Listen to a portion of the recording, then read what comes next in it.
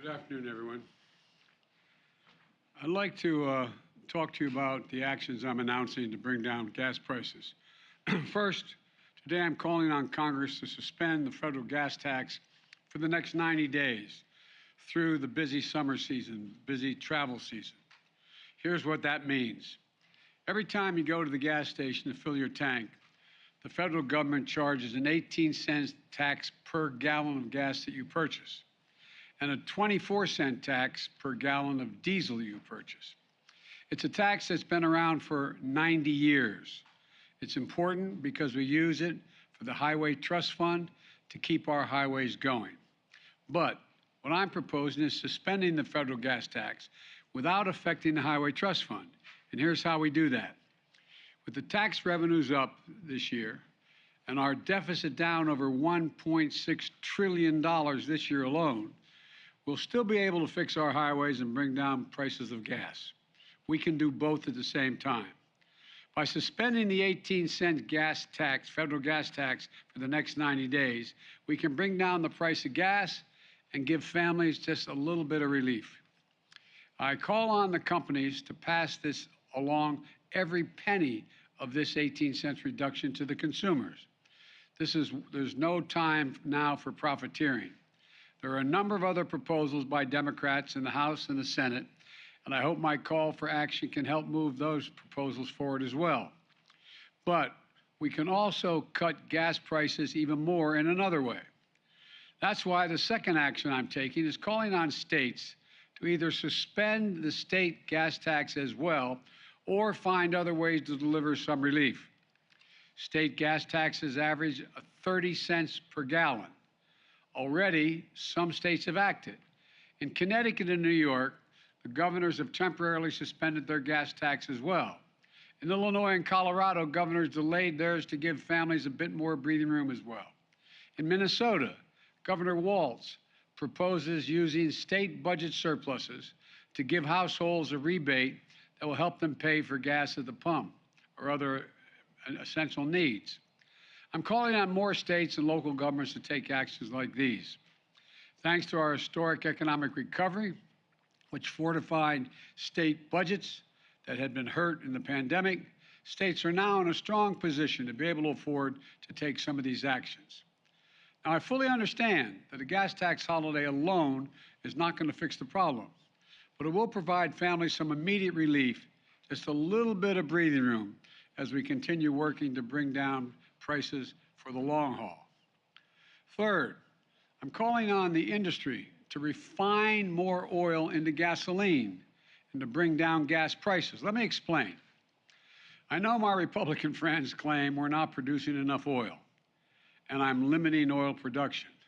Quite frankly, that's nonsense. Here's the truth. Just this month, America produced 12 million barrels of oil per day. That's the highest, that's higher than average under my predecessor.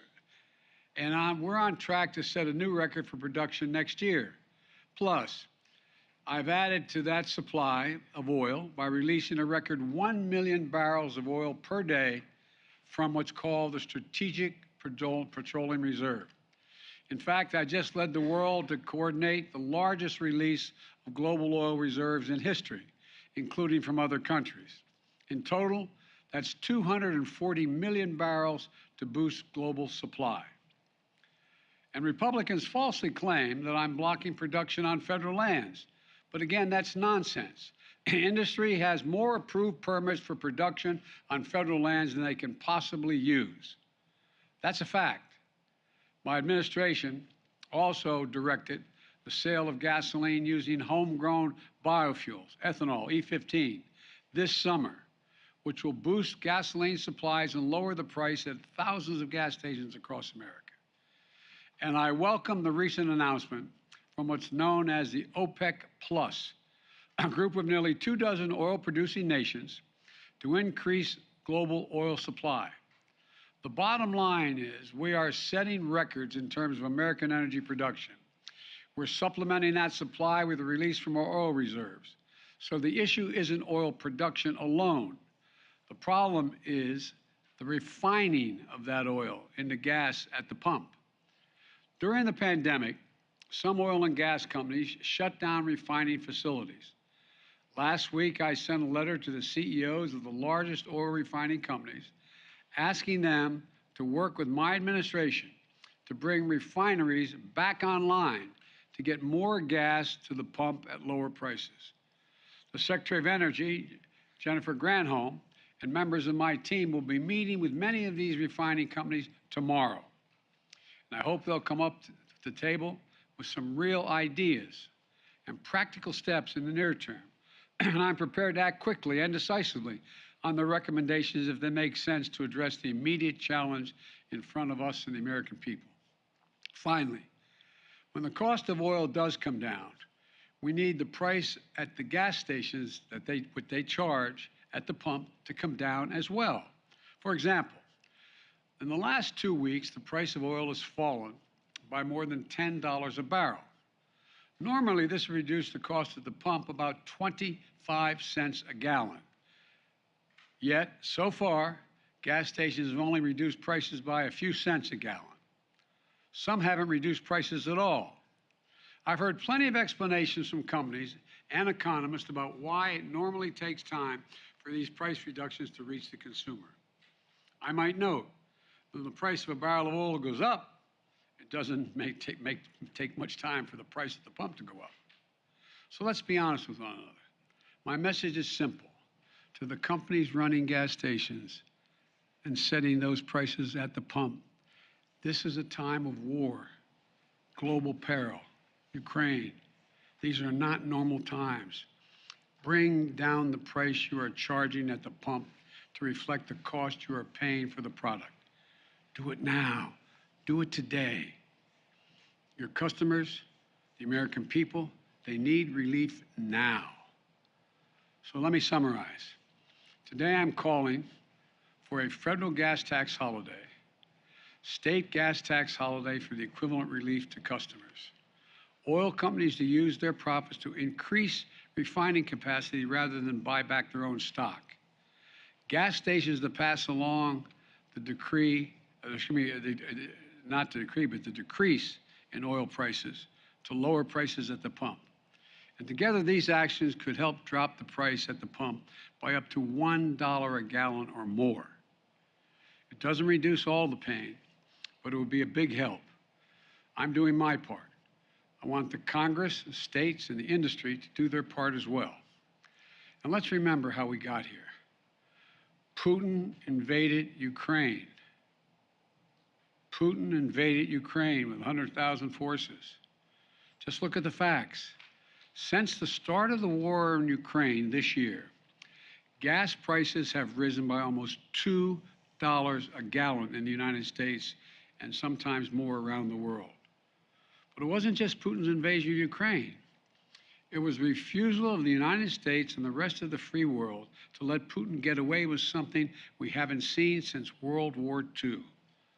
I said at the time, siding with Ukraine during the most serious aggression in Europe since World War II, defending freedom, defending democracy, was not going to go without cost for the American people and the rest of the free world. We were going to have to pay a price as well in the cost of military equipment, economic assistance, humanitarian relief, and sanctioned Russian banking industries. Russia is also one of the largest oil producers in the world. We cut off Russian oil into the United States, and our partners in Europe did the same, knowing that we would see higher gas prices. We could have turned a blind eye to Putin's murderous ways. The price of gas wouldn't have spiked the way it has. I believe that would have been wrong. I believe then, and I believe now, the free world had no choice. America could not stand by, and the West could not have stood by, although some suggested at the time, and just watch Putin's tanks roll in Ukraine and seize a sovereign country. If we did stand by, Putin wouldn't have stopped. Putin would have kept going, and we'd face an even steeper price. And it wasn't just me. The American people understood. The American people rose to the moment. The American people did what they always have done, defend freedom around the world. They chose to stand with the people of Ukraine. We had near unanimous support in the Congress, Democrats, Republicans, and independents, for supporting Ukraine, knowing full well the cost. So for all those Republicans in Congress criticizing me today for high gas prices in America, are you now saying we were wrong to support Ukraine? Are you saying we were wrong to stand up to Putin? Are you saying that we would rather have lower gas prices in America and Putin's iron fist in Europe? I don't believe that. Look, I get the easy politics of the attack. I get that. But the simple truth is gas prices are up almost $2 a gallon because of Vladimir Putin's ruthless attack on Ukraine, and we wouldn't let him get away with it. We're doing everything we can to reduce this pain at the pump now. And if those experiences have shown us anything, it's that we need to grow and harness more energy here at home. Let's lower the price of electric vehicles so we never have to pay at the pump in the first place.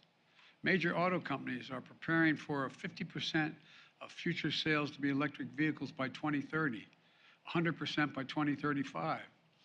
We're already building secure supply chains to build these electric vehicles here in America.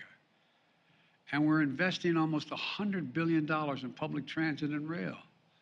For all the studies show that it will take millions of cars off the road and significantly reduce pollution if there's a serious transportation system available. Let's keep accelerating our deployment of homegrown resources, sources of energy like solar and wind and nuclear and hydrogen and carbon capture storage, and keep developing the battery technologies so we can store that power we need when the sun doesn't shine or the wind doesn't blow. Folks, let's make sure we're never again forced to pay the price of a menacing dictator halfway around the world. We can deal with this immediate crisis of high gas prices and still seize the clean energy future. We're Americans. We can do both. We are the most qualified people in the world. Let me close with this. Even as we lead the world in defending democracy and standing up to a brutal autocrat, there are actions we can take to help American families now. We have taken them. We are taking them. The federal gas tax holiday, state gas tax holiday, bringing back refineries, putting them back online. We just have to keep going. I promise you I'm doing everything possible to bring the price of energy down, gas prices down. And I want to make sure we all work on this together. May God bless you all, and may God protect our troops. Thank you very much. Mr. President, how will this impact the highway trust fund?